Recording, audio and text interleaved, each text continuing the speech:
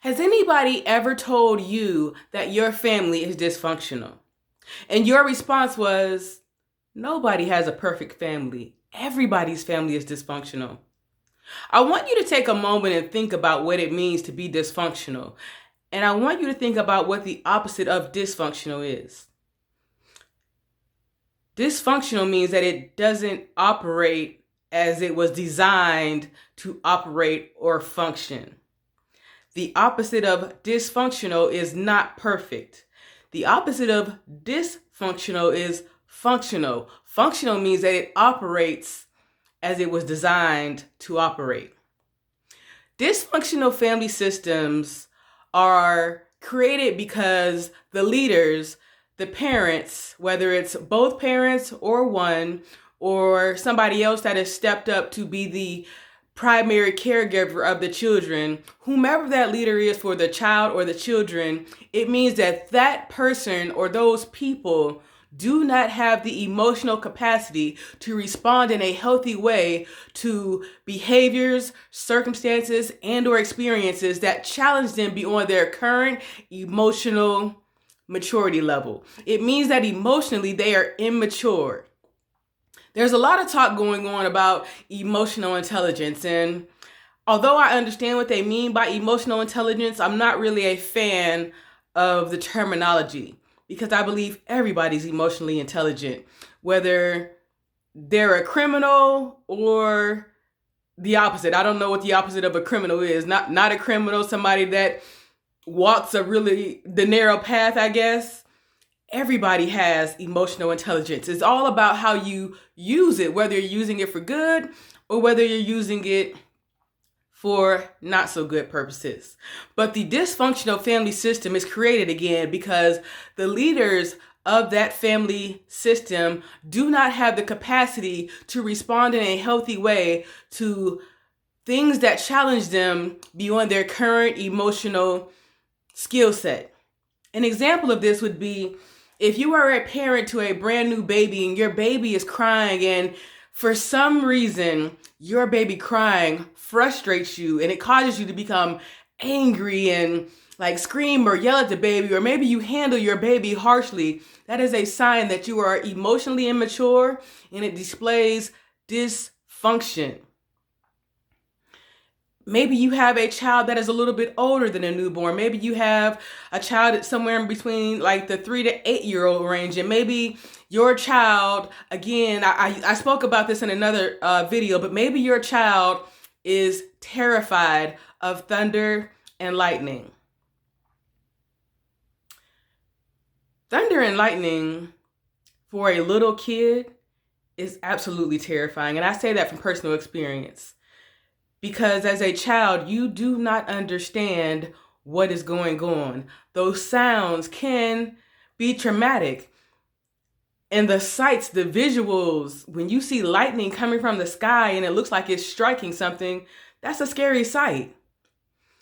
But if you are a young child and you are afraid of thunderstorms because of the thunder and lightning, and you go to your parent and you tell your parent you're afraid, and they respond by calling you names or putting you down or behaving in a manner that makes you feel as if your feelings and emotions at that age are not normal, that's dysfunction.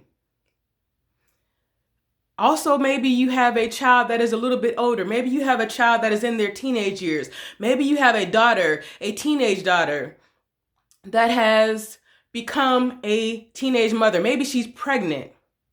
And your teenage daughter comes and tells you that she's pregnant. And your response to her is to call her names, to belittle her, to call her, I hate to say it, but I'm going to say it, to call her a slut, to call her a hoe, to call her a B word, to tell her she's fast, tell her she's hot in the ASS, to tear her down because she made a human decision at a very young age because it creates emotional discomfort in you. It displays your emotional immaturity, and it also displays the dysfunction of the parent, the leader of that family system.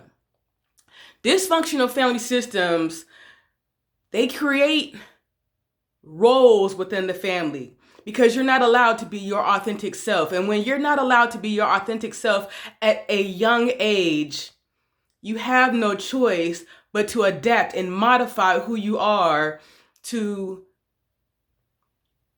increase the odds to establish a connection with your parents, because humans are designed for connection.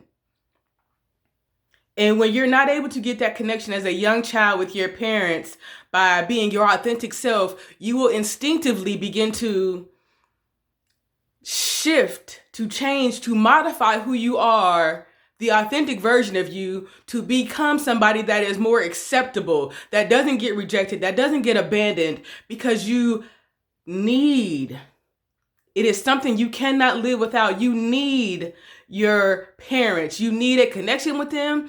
And you also need them to provide things for you that you are unable, even if you were willing, you are unable at such a young age to provide them for yourself. So you need your parents.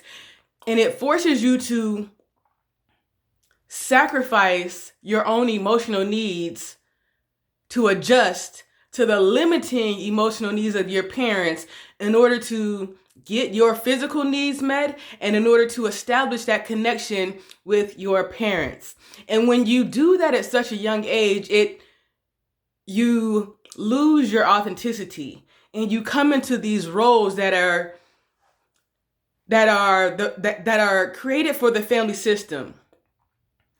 And those roles include being an enabler, being a scapegoat, being a black sheep, being the hero child, developing narcissistic personality disorder, becoming the golden child. These are not healthy roles. A healthy family system doesn't have roles. A healthy family system has people that show up as their authentic selves, that are loved, that are accepted, that are celebrated, not tolerated. A healthy family system doesn't require you to become somebody else to receive connection from your leaders, your parents. A healthy family system does not require you to sacrifice your own emotional needs to establish a connection with your parents. It is so important that parents learn how to identify emotional immaturity within themselves. And one of the ways that you can do this is by questioning your behavior. And I know that may sound challenging, and depending on where you are in life, the experiences that you've had prior, that may be challenging. But I need you, your children need you to actually start questioning your behavior.